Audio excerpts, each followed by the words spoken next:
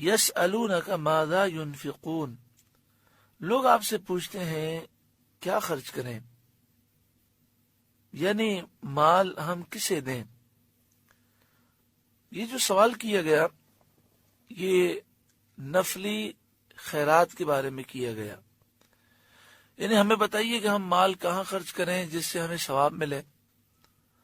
قل، اے محبوب آپ فرمائیے، ما انفقتم من خیر، جو کچھ مال نیکی میں خرچ کرو، فللوالدین، تو وہ ماں باپ کے لیے ہے، والاقربین، اور قریب کے رشتہ داروں کے لیے، والیتامی، اور یتیموں کے لیے، والمساکین، اور مسکینوں محتاجوں کے لیے، وابن السبیل، اور مسافروں کے لیے۔ یعنی اللہ کی راہ میں جو مال خرچ کیا جاتا ہے جس پر ثواب ملتا ہے، اس میں سر فہرست والدین کے لیے خرچ کرنا ہے۔ اپنے مال سے والدین کی خدمت کی جائے، ان کی ضروریات پوری کی جائے، تو یہ بہت بڑی نیکی ہے۔ پھر قریبی رشتہ دار، جس میں بیوی بچے بھی ہیں، بھائی بہنیں بھی ہیں، اور دیگر رشتہ دار ہیں، ان کی ضروریات پر مال خرچ کیا جائے، اور خاص طور پر جو رشتہ دار غریب ہیں ان کی مالی مدد کی جائے۔ پھر یتیموں، محتاجوں اور ضرورت مند مسافروں کا ذکر ہے۔ وما تفعلوا من خیر فإن اللہ بہ علیم، اور جو بھلائی تم کرو بے شک اللہ اسے جانتا ہے۔ کتب علیکم القتال، تم پر اللہ کی راہ میں لڑنا فرض کیا گیا، اللہ کی راہ میں جہاد کرو۔ وَهُوَ كُرْهٌ لَكُمْ، حالانکہ وہ تمہیں ناگوار ہے، تمہیں پسند نہیں ہے۔ یعنی مسلمانوں، تم آرام کو پسند کرتے ہو لیکن جہاد فرض کر دیا گیا، تو لہٰذا تم جہاد کرو، اور تمہارے دل میں جو خیال آتا ہے کہ یہ تو ہمارے لیے ناگوار ہے تو اس خیال پر توجہ نہ دو۔ ہو سکتا ہے کوئی چیز تمہیں بری لگے لیکن وہ تمہارے حق میں بہتر ہو۔ وَعَسَىٰ أَن تَكْرَهُوا شَيْئًا وَهُوَ خَيْرٌ لَكُمْ، اور قریب ہے کہ کوئی بات تمہیں بری لگے اور وہ تمہارے حق میں بہتر ہو۔ تو اسی طرح جہاد تمہارے حق میں بہتر ہے، اس سے تمہارا ملک محفوظ ہوگا، تمہارے بچے محفوظ ہوں گے، تمہارا مستقبل محفوظ ہے۔ اور اگر تم نے جہاد نہیں کیا تو پھر یاد رکھو تم دنیا میں ذلیل و رسوا ہو جاؤ گے۔ آج مسلمانوں نے جہاد کو چھوڑ دیا اور دنیا کی طلب میں وہ مشغول ہو گئے۔ آج دیکھیں پوری دنیا میں مسلمان ذلیل و رسوا ہیں۔ وَعَسَىٰ أَن تُحِبُّوا شَيْئًا وَهُوَ شَرٌّ لَكُمْ، اور قریب ہے کہ کوئی بات تمہیں پسند آئے اور وہ تمہارے حق میں بری ہو۔ وَاللَّهُ يَعْلَمُ وَأَنْتُمْ لَا تَعْلَمُونَ، اور اللہ جانتا ہے اور تم نہیں جانتے۔ اس آیت کریمہ میں واضح درس ہے کہ ایسا بسا اوقات ہوتا ہے کہ کوئی چیز ہمیں بری لگتی ہے لیکن وہ اچھی ہوتی ہے، اور کوئی چیز ہمیں اچھی لگتی ہے لیکن وہ بری ہوتی ہے۔ اسی لیے نبی اکرم صلی اللہ علیہ وآلہ وسلم نے استخارہ کرنے کی تعلیم عطا فرمائی کہ جب کسی چیز کے جائز ہونے میں تو کوئی شک نہ ہو کہ بھئی وہ جائز ہے، مباح ہے، لیکن یہ معلوم نہ ہو کہ اس کے اختیار کرنے میں فائدہ ہے کہ نقصان ہے، تو ہمیں چاہیے کہ ہم استخارہ کریں۔ صحابہ کرام علیہم رضوان یہ بیان کرتے ہیں کہ نبی اکرم صلی اللہ علیہ وآلہ وسلم ہمیں استخارے کی دعا اس طرح یاد کراتے جس طرح قرآن پاک کی آیات ہمیں حفظ کراتے، اور باقاعدہ استخارہ کرنے کی تعلیم تھی، اور صحابہ کرام ہر کام میں استخارہ کرتے تھے، ہر جائز کام میں۔ اب آپ سوچیں ہر کام میں استخارہ تو وہ کیسے ہوگا؟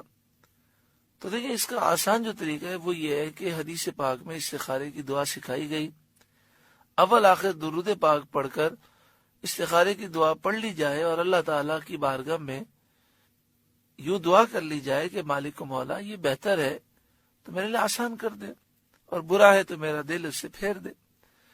پھر اس کے بعد وہ یہ کام کرنے کی کوشش کرے، اگر بہتر ہوگا تو کر سکے گا، اور بہتر نہیں ہوگا تو خود ہی اس کا دل اس سے ہٹ جائے گا۔ بہتر یہ ہے کہ اگر کسی اہم کام میں استخارہ کرنا ہو، جیسے رشتے کے معاملات ہیں یا کسی کاروبار کے معاملات میں، تو بہتر یہ ہے کہ 2 رکعت نفل پڑھیں استخارے کی نیت سے، اور سلام پھیرنے کے بعد اول آخر درود پاک پڑھ کے استخارے کی دعا پڑھیں، اور یہ کم از کم 3 دن یا 7 دن کریں۔ اس میں سونا کوئی شرط نہیں ہے، لیکن بہتر یہ ہے کہ پھر بات نہ کی جائے اور سو جائے، اور پھر صبح اٹھ کر اپنے دل کی طرف متوجہ ہو کہ دل میں کیا خیال آتا ہے۔ اگر دل یہ محسوس کرے کہ یہ کام صحیح نہیں ہے تو اس کام سے دور ہو جائے۔ باقی کتابوں میں یہ لکھا ہوتا ہے کہ خواب میں اگر یہ رنگ نظر آئے تو اس کے یہ معنی ہے، یہ رنگ نظر آئے تو یہ معنی ہے۔ دیکھیں، یہ خواب ان کے لیے ہوتے ہیں جن کے دل صاف ہوتے ہیں، پاک ہوتے ہیں، جو کوئی مقام و مرتبہ رکھتے ہیں۔ ہمیں نہ خواب نظر آتے ہیں، اگر نظر آتے ہیں تو سمجھ نہیں آتی۔ تو عام لوگوں کے لیے صرف اتنا ہی کافی ہے کہ وہ استخارے کی دعا پڑھ لیں، اور پھر جو دل میں خیال آئے، جو بہتر محسوس ہو، اس پر عمل کریں۔ انشاءاللہ تعالی استخارے کی دعا کی برکت سے نقصان نہیں ہوگا۔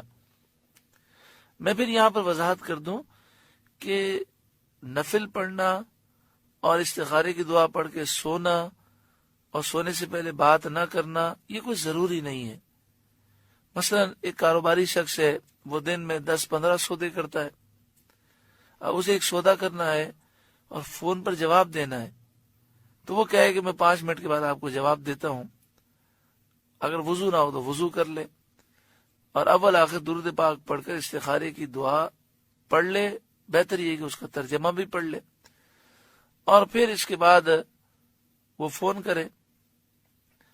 اگر یہ سودا اس کے حق میں بہتر نہیں ہوگا تو انشاءاللہ تعالی اس کا دل کہہ دے گا کہ یہ کام صحیح نہیں ہے۔ اگر وہ کرنے بھی جائے گا تو وہ کام نہیں ہو سکے گا، اور اگر بہتر ہوگا تو اس کا دل اس کی طرف مائل ہو جائے گا۔ کتنا آسان طریقہ ہے، کتنا پیارا طریقہ ہے، لیکن لوگ اتنا بھی کرنے کے لیے تیار نہیں، دوسروں سے استخارے کراتے ہیں۔ حالانکہ نبی اکرم صلی اللہ علیہ وآلہ وسلم نے جو طریقہ دیا وہ آپ کا طریقہ بتایا ہوا یہ ہے کہ جس کا معاملہ ہے وہ خود استخارہ کرے۔ اللہ تبارک و تعالی ہمیں ان طریقوں پر عمل کی توفیق عطا فرمائے۔ جو پنسورہ ہوتا ہے اس میں بھی استخارے کی دعا ہوتی ہے۔ آپ باہر شریعت مکتب سے یا کسی بھی مکتب سے حضرت علامہ شفیع اوقاڑوی علیہ رحمہ کی کتاب جس کا نام ہے نماز، وہ لے لیں، تو استخارے کی دعا بھی ہے، اس میں ترجمہ بھی ہے، اور اس کے علاوہ نماز پوری لکھی ہوئی ہے اور ہر چیز کا ترجمہ بھی ہے۔ تو انشاءاللہ تعالی اس کتاب کی برکت سے نماز میں پڑھی جانے والی تمام چیزوں کے تراجم یاد ہو جائیں گے، اور اس کی برکتیں زیادہ ملیں گی، کیونکہ نماز میں جو چیز ہم پڑھتے ہیں اگر اس کا ترجمہ معلوم ہے تو توجہ سے ہم پڑھ سکتے ہیں۔ استخارے کے عنوان سے ایک بات یہ بھی ہے کہ آپ باہر شریعت مسجد سے الوظیفۃ الکریمہ حاصل کر لیں۔ اس میں یہ دعا لکھی ہے، اللہم اغفر لی واختر لی ولا تکلنی الی اختیاری۔ یہ صبح و شام 7 مرتبہ جو پڑھ لے گا تو یہ دعا دن اور رات کے ہر کام کے لیے استخارہ ہے۔ یعنی اس دعا کی برکت سے انشاءاللہ پورے دن میں اس کے فیصلے درست ہوں گے، اور جو چیزیں اس کے لیے نقصان دہ ہیں اللہ تعالیٰ اس کے دل میں یہ بات ڈال دے گا کہ یہ چیز مناسب نہیں ہے، وہ اس سے دور ہو جائے گا۔ اللہم اغفر لی واختر لی ولا تکلنی الی اختیاری، الوظیفۃ الکریمہ کتاب آپ باہر شریعت سے حاصل کر لیں تو انشاءاللہ تعالی اور بھی وظائف ہیں، یہ بھی پڑھیں، صبح و شام اسے 7 مرتبہ پڑھیں، تو ہر کام کے لیے، پورے دن کے ہر کام کے لیے انشاءاللہ یہ استخارہ ہو جائے گا۔ ایک بات یاد رکھیں کہ جو چیزیں فرض ہیں، واجبات ہیں، سنت موقدہ ہیں، ان کے لیے استخارہ نہیں کیا جاتا۔ اسی طرح جو حرام چیزیں ہیں، ناجائز ہیں، ان کے لیے بھی استخارہ نہیں کیا جاتا. صرف ایسے امور جو جائز ہیں، مباح ہیں، جن کے کرنے میں بھی گناہ نہیں ہے اور نہ کرنے میں بھی گناہ نہیں ہے، ان کے بارے میں استخارہ کیا جاتا ہے. مثلا مثال کے طور پر رشتہ آیا، اور جہاں سے رشتہ آیا ہے وہ لڑکا بد عقیدہ ہے، بد مذہب ہے، گستاخ رسول ہے، گستاخ صحابہ ہے، گستاخ اولیاء ہے، قادیانی ہے. تو اب مجھے بتائیے کہ سیدھی سی بات ہے کہ وہاں رشتہ کرنا حرام ہے. تو اب ایسے موقع پر استخارہ نہیں کیا جا سکتا کہ بندہ کہے جی میں استخارہ کروں. پھر مسئلہ یہ ہے کہ لوگ مختلف جگہوں سے استخارہ کراتے ہیں، اور وہ استخارے اتنے پاورفل ہوتے نہیں ہیں. کوئی تسبیح کا استخارہ کرتا ہے، کوئی پانی کا استخارہ کرتا ہے، کوئی پرچیوں کا استخارہ کرتا ہے. یہ سارے طریقے حدیث پاک سے اور نبی اکرم صلی اللہ علیہ وآلہ وسلم اور صحابہ کرام سے ثابت نہیں ہے. آپ یوں کہہ سکتے ہیں کہ یہ ایک نیک فعل ہے. ان استخاروں کی وہ اہمیت نہیں ہے جو حدیث پاک میں استخارے کا طریقہ سکھایا گیا. اب ہوتا یہ ہے کہ رشتہ ایک بدعقیدہ شخص کی طرف سے آیا ہے، اور وہ کسی جو ہے تسبیح والے سے یا کسی اور شخص سے استخارہ کرا لیتے ہیں، اس کا رزلٹ بھی غلط ہوتا ہے. وہ کہہ دیتا ہے کہ جناب ٹھیک ہے آپ رشتہ کر سکتے ہیں. تو شرعی مسئلہ یہ ہے کہ جو کام حرام ہے اس میں استخارہ نہیں کیا جا سکتا.